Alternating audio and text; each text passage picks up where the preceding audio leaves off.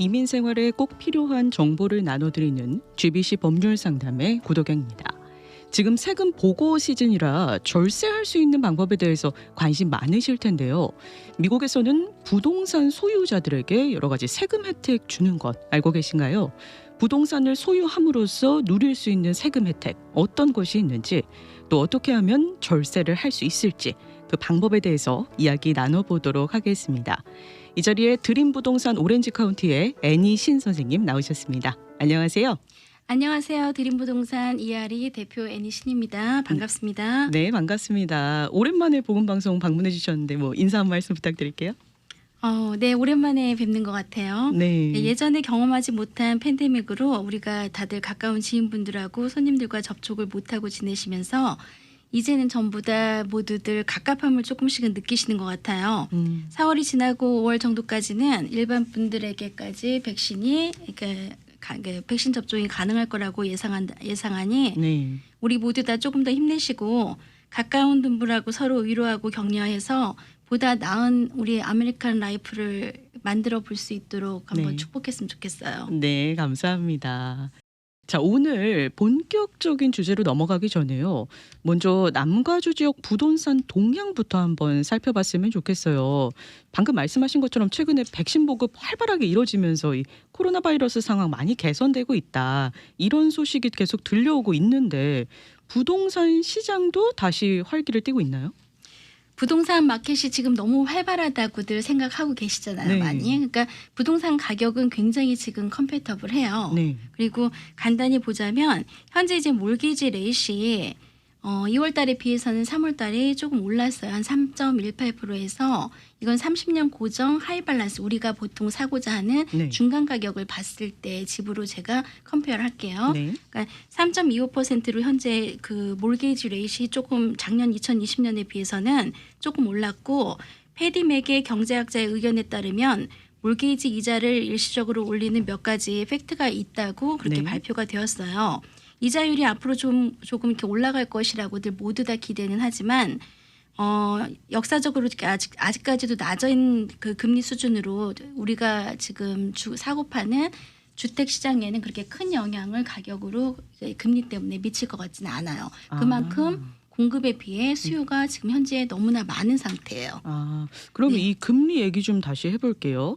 작년에 이 팬데믹 때문에 금리가 굉장히 낮았잖아요. 낮아졌죠. 네, 그렇다 보니까 많은 분들이 이때가 부동산 살 때다 네. 하고 정말 부동산 구매에 관심이 폭발했었는데 지금 막 뉴스에서는 다시 모기지율 오르고 있다 네. 이런 뉴스가 나오고 있어서 좀 불안하신 분들도 계신 것 같은데. 사실 금리는 조금씩 오르고 있었어요. 작년에 비해서는. 네. 지금 팬데믹 이후에 5월, 6월 지나서 7월, 8월에 가장 바텀을 찍었고 네네. 그 이후부터는 조금 락인되는 이자율이 사실은 조금 올라서 네. 아까도 말씀드렸지만 보통 손님들이 2%를 생각하고, 근데 현재 지금 프라임의 APR은 0.5%를 기준하는데 네네. 그런 데로부터 이제 그 은행 사이드에서 이제 포인트 애업되는 포인트하고 디스카운트 레이트들이 적용이 되면서 우리가 보통 이 시중에서 만나는 2%대, 3%대의 이런 가격 레이트를 받는 거죠. 근데 제가 오늘 3.25% 아까 말씀을 드렸지만 이건 오늘 금리가 오늘 현재 몰게이지 레이트이 컨포밍 론의 30년 픽스트가 3%고요. 15년이 2.25%예요. 그러니까 이런 광고성 2.25% 그다음에 컨포밍 론이라는 거는 어마운트가 이제 리밋되어 있잖아요. 네. 근데 저희가 40만 불 이하로 이렇게 첫 집을 구매하시는 이제 콘도 유닛을 구매하시는 분들이 아니고서는 중간 가격을 사시는 분들은 보통들 한국 분들이 많이 컨포밍 하이 밸런스 융자로 넘어가는 경우가 많아요. 네. 그러다 보니까 그 평균적으로는 컨포밍 융자보다는 하이 밸런스의 융자를 이렇게 받아야 되는, 네, 어플라이 해야 되는 그런 분들이 많으신 거고, 네. 제가 그 3.25%라고 아까 가지고 나온 데이터는 오늘 전반적으로 여기에서 보여지는 중간 가격, 미국 내에 그리고 오렌지 카운티와 LA에 1,500에서 2,000 스퀘어핏 정도 되는 싱글 패밀리 홈을 기준으로 하는 중간 가격을 데이터에 맞춰서 3.25%라는 거를 지금 말씀드리는 거예요. 그러면 우리가 그냥 뉴스에서 일반적으로 봤을 때 모기지 금리 오르고 있다 그러니까 뭔가 드라마틱하게 오르는 그런 건 아니네요. 그저 뭔가 갑자기 이렇게 2% 3%였던 금리가 네. 우리가 처음에 이렇게 저도 처음 집 살 때는 한 8%까지도 이렇게 있었던 것 같아요. 네네. 근데 그런 레이스에 지금 이자가 막 오르는 거는 아니죠. 네. 한 뭐 1, 2년 사이에 뭐 4% 5%가 되게끔 이렇게 오르는 건 아니고 네네. 근데 또 이런 건 있으세요. 금리 얘기가 나와서 제가 잠깐 하자 그러면 보통 집을 한 채를 가지고 계신 분은 이런 스토리에서 다 적용이 돼요. 네네. 그런데 보통 또 이렇게 일을 하시고 두 부부가 뭐 직장을 다니시고 이러시다 보면은 인베스트먼트 프로퍼티를 하시게 돼요. 그렇죠. 렌탈 프로퍼티나 더구나 이 미국 같은 경우는 리타이먼에 대한 플랜이 별로 없으시잖아요. 네네. 거기에 따라서 자기가 이제 리타이먼 했을 때 플랜을 부동산을 사서 렌탈 인컴을 받고 싶다라고 그렇게 플래닝 하시는 분들한테 네. 적용되는 레이트는 사실 이런 레이트이 아니에요. 그러니까 거기에서 기준되는 것은 인컴 프로퍼티에 대한 거는 오너 어큐파이가 아니기 때문에 네네. 스타팅 포인트가 3.75 정도 돼요. 그리고 아. 거기에서 포인트가 애덕되면 보통 사인업 하시는 납긴 하시는 이자율이 네. 4% 정도 지금 현재도 되고 있어요. 네. 네. 그리고 현재 진행되는 거에서도 융자가 지금 사실 굉장히 터프하거든요. 그러니까 그런 부분들 때문에 어떤 브릿지 융자를 사용한다든지 SB 융자를 받으시면서 다른 브릿지 융자를 사용하시는 분들은 네. 6% 7%까지 아주 이지하게 가고 있는 게 현재 마켓이에요. 아. 그러니까 그런 것들을 두고들 이자가 오른다라고도 표현을 하실 수 있고 우리가 보통 신문지상이나 이게 매스컴을 통해서 이렇게 네. 듣는 내용들은 그냥 프라임 기준에서 전혀 포인트가 애덕되지 않는 항상 아. 그런 것들을 가지고 얘기를 하시는 것 같아요. 네. 그러니까 여전히 팬데믹 이전과 비교했을 때는 낮은 수준을 계속 유지하고 있는 거죠, 이 금리가. 그래서 아직까지 그렇게 크게 뭐 올랐다는 느낌은 안 들지만 네네. 네, 그러니까 느끼지는 못하실 거예요, 손님들이. 그렇군요. 그런데 이 작년에 모기지 금리가 굉장히 낮아서 집을 사고자 하는 분들이 정말 많았는데 반면 집을 내놓는 분들은 없어서 수요는 많았지만 공급이 없어서 부동산 가격이 막 치솟았잖아요. 네. 네, 아까 전에 선생님께서도 말씀을 해주셨는데 이 수요와 공급이 불균형한 상황이 여전히 이어지고 있죠. 제가 지금 현재 MLS에서 CRMLS에서 데이터를 공급하는 그 기준을 가지고 잠깐 말씀을 드릴게요. 네. 작년 같은 시기에 비해서 싱글 패밀리 홈이 뉴 리스팅은 11%가 감소를 했습니다. 네. 그러니까 싱글 패밀리 홈이 감소했다는 얘기는 기본적으로 콘도나 뭐 그 큰 집들도 같은 레이시지만 네네. 우선 여기 중간 가격 그 집을 가지고 얘기를 하고요. 네. 그다음에 현재 펜딩 세일도 30%가 감소를 했어요. 아. 그리고 인벤토리는 현저하게 28%가 감소를 했는데 네네. 적은 마켓 안에서 셀러는 집을 내놓고 그다음에 바이어는 집을 살려다 보니까 네. 정말 살려고 하시는 분들은 굉장히 부동산 마켓이 활발하다라고 느끼지만 아. 이런 에이전트 역할을 하고 있는 저희들 입장에서는 사실 트랜잭션이 느린 게 아니잖아요. 이 숫자적인 것들이요. 그렇죠. 한 예를 들어 오렌지 카운티의 중간 가격 제가 잠깐 1, 2, 3월로 그리고 작년하고 비교해서 잠깐 설명해 드릴게요. 네. 오렌지 카운티의 중간 가격이 1월 달에 리스팅 프라이스가 67만 5천 불이었어요. 네. 그리고 판매 가격은 63만 불이었고요. 네. 그리고 또 2월 달에는 리스팅 가격이 68만 9,900불이었고 이건 조금 올랐죠. 1월 그러네요. 달보다. 네. 그리고 판매 가격은 65만 5천 불로 기록이 되었어요. 3월 달도 리스팅 가격은 69만 9천 불로 2월 달보다 또 조금 올랐어요. 그러네요. 네. 그리고 이제는 판매 가격은 68만 불 정도로 마무리됐고요. 네. 그러니까 이거는 플러튼 오렌지 카운티 전반적인 그러니까 한국 사람이 선호한다기보다는 내셔널 그러니까 다민족의 모든 집들이 포함되어 있기 때문에 네. 이런 데이터를 만들지만 네네. 보시면 셀러들은 아무래도 기대 심리 때문에 조금 비싸게 나오죠. 그렇네요. 그렇죠. 그런데 팔려지는 가격들은 여기에서는 현재 오버프라이스를 찍지 않았잖아요. 네, 네. 근데 우리가 정말 오파를 쓰는 우리 주변에 우리 옆집의 친구나 내 지인이나 내 엄마나 우리 패밀리들이 네. 오파를 쓰는 지역들은 거의 비슷해요. 이렇게 리스팅은 69만 불이라면 현재 어프라이저 가격보다는 사실 좀 많이 나온 거예요. 그렇기 때문에 판매 가격의 스탠다드가 68만 불이 찍힐 텐데 네네. 현재 이 마켓에서는 리스팅 가격도 감정가보다는 조금 높아요. 그런데 거기에다도 오버프라이스로 마무리되는 게 우리가 선호하는 지역들은 네. 대체적으로 그렇게 진행이 되고 있어요. 아, 한인들이 선호하시는 지역들. 근데 아무래도 치안이나 뭐 문화적인 거나 이런 저희가 아무래도 교육적인 거나 이런 것들이 지역적인 거를 좀 좋은 데들 많이 선호하시잖아요. 그렇죠. 네네. 그러다 보니까 경쟁적인 것들이 굉장히 터프해요, 사실. 아. 그리고 2020년하고 잠깐 비교를 해봐도 2020년 2월 달 기준으로 플러튼 시리로 국한할게요. 네. 그럼 그 마켓에 내놓고 이 중간 가격에 집을 마켓을 내놓고 16일 정도가 스탠다드 걸렸어요. 마켓에서 네네. 파는 가격에. 뭐 가격은 아까 말씀드린 정도고요. 그리고 2021년도에는 2월 달 기준으로 마켓에 스테이하는 시간이 준비하는 시간도 있잖아요. 네네. 리스팅을 하는 데는 그러니까 9일이 걸리고 그다음에 가격도 아까 말씀하신 것처럼 이제 올라가 있고 오버프라이스가 되져 있고 이런 상황들이에요. 현재 상황이. 그러니까 인벤토리가 현저히 너무나 많이 줄어 있는 상황이고 네. 이 인벤토리가 줄는 데는 이 팬데믹의 코비드 영향이 좀 있죠. 아무래도 작년 3월부터 렌트비를 그러니까 안 내고 이빅션을 못하는 정책이 있는 것만큼 그 랜로드들한테도 사실 이게 굉장히 버든이잖아요. 그렇죠. 그러다 보니까 작년 3월 달부터 포비어런스가 나왔죠. 그러니까 그 페이먼을 유예해 주는 정책. 네. 네. 그래서 그게 6개월 이렇게 연장해서 올해 지금 그 페더럴 하우징 파이낸셜 에이전시는 그러니까 페니맥과 페디맥이 추가로 올해 지금 현재 포비어런스 3개월을 연장하는 걸로 발표해서 네. 총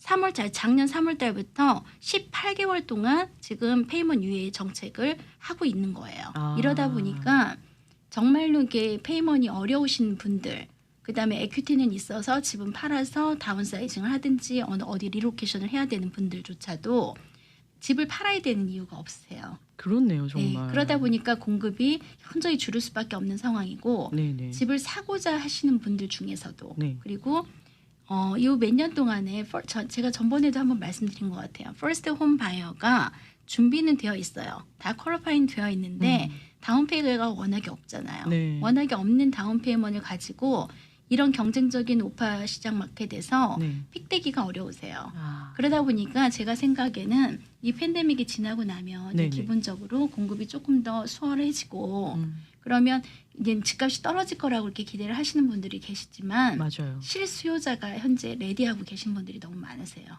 지금까지는 사실 인베스터가 집을 사기가 조금 수월한 구조예요. 현재 아. 이런 팬데믹은. 네네네. 아무래도 실수요자는 적은 다운페이먼을 가지고 이렇게 경쟁에서 이기기가 쉬우신 상황이 아니시기 때문에 네.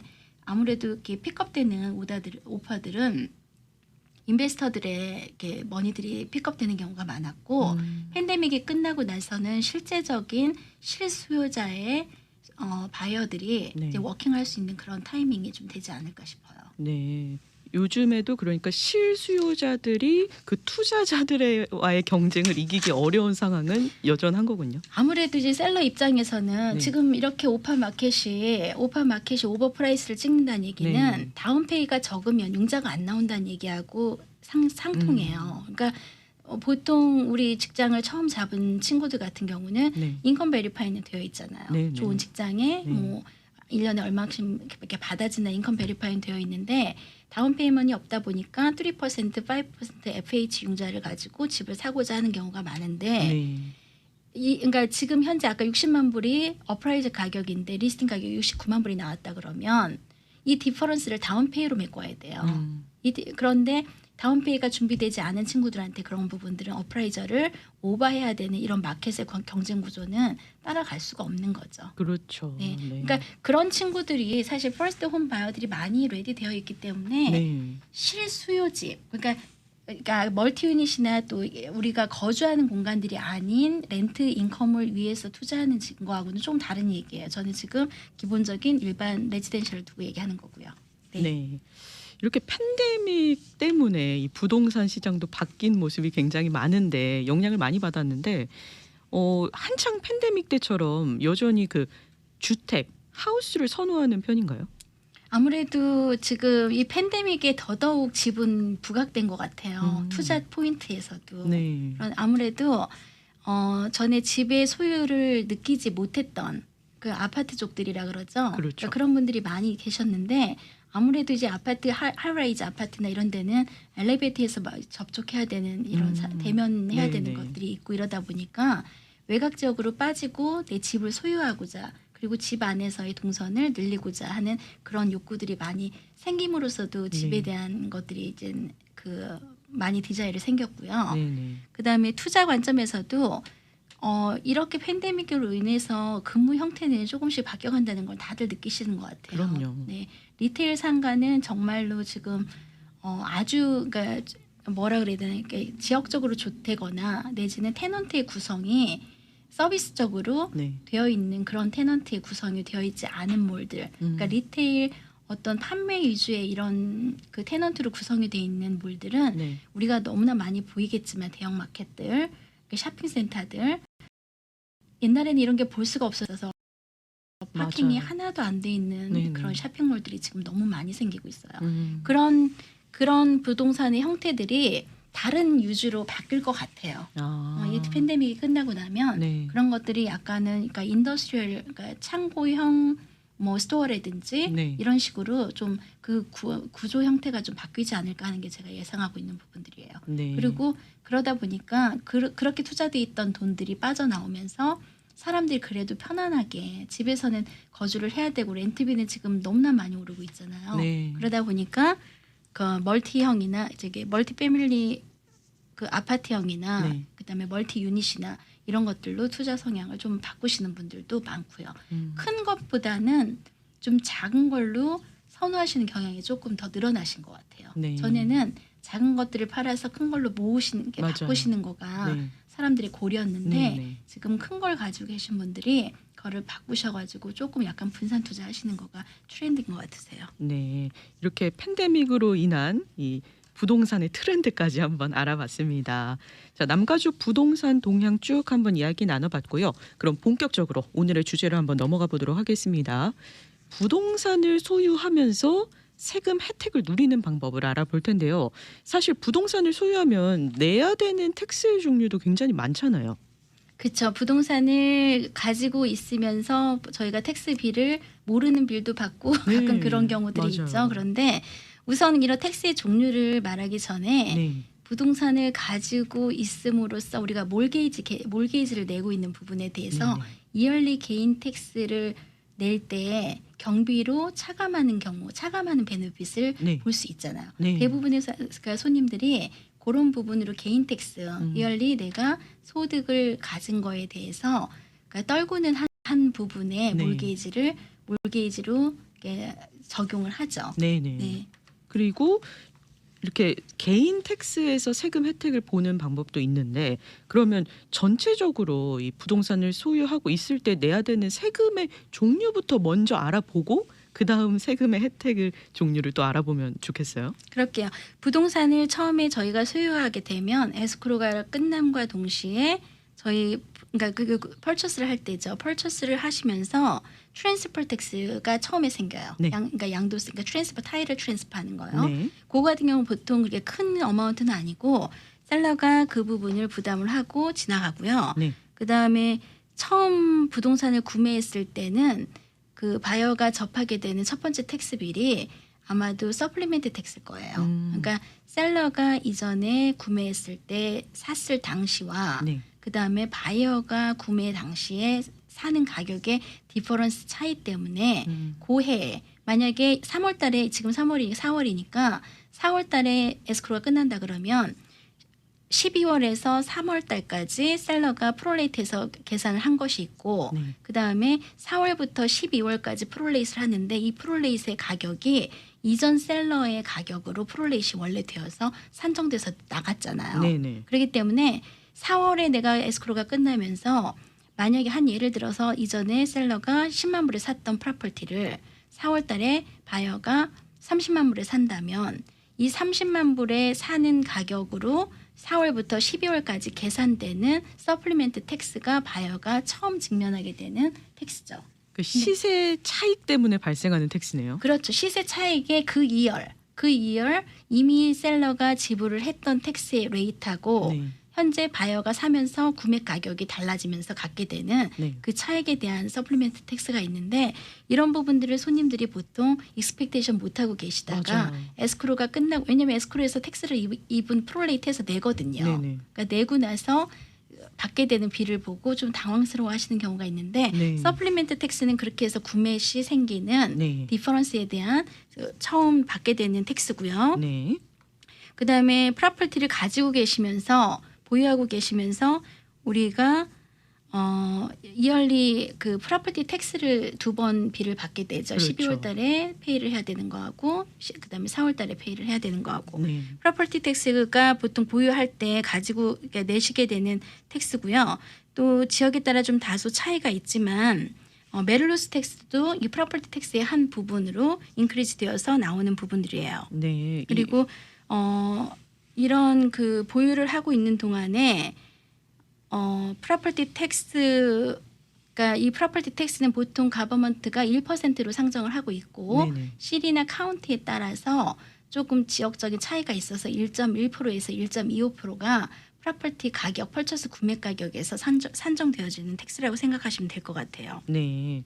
이 프로퍼티 텍스는 있는 거를 그래도 대부분 계산을 하고 계신데 다른 부분의 텍스에 대해서는 잘 모르고 계셨다가 예를 들어 지금 말씀해 주신 멜로루즈 텍스도 갑자기 멜로루즈 텍스 뭐지? 이런 분들도 계시거든요. 네, 그러니까 보통 부동산을 사실 때 이런 부분들에 대해서는 네. 그러니까 텍스 비리나 꼼꼼하게 다 한번 체크해 보시는 걸 권하고요. 네네. 메릴로스 텍스 같은 경우도 그리고 스페셜 텍스들도 있는 지역들이 있죠. 주변에 공원이 있다든지. 그러니까 오렌지 카운티 같은 경우는 그런 경우가 좀 많아요. 네. LA 카운티하고 달리 주변에 저희가 그 트레일 같은 거, 공원 같은 거 이런 거 만들어 놓고 그 커뮤니티는 아니어도 네. 스페셜 텍스 에어리얼로 어마운트가 많지는 않지만 들어가 있는 경우들이 많이 있으세요. 네, 그러니까 미리미리 구매를 하실 때 제대로 알아보고 계산을 미리 좀 하고 계시는 게 중요하겠네요. 그럼요. 네, 이렇게 보유할 때 그리고 부동산을 살 때 그리고 팔 때도 또 텍스가 있죠.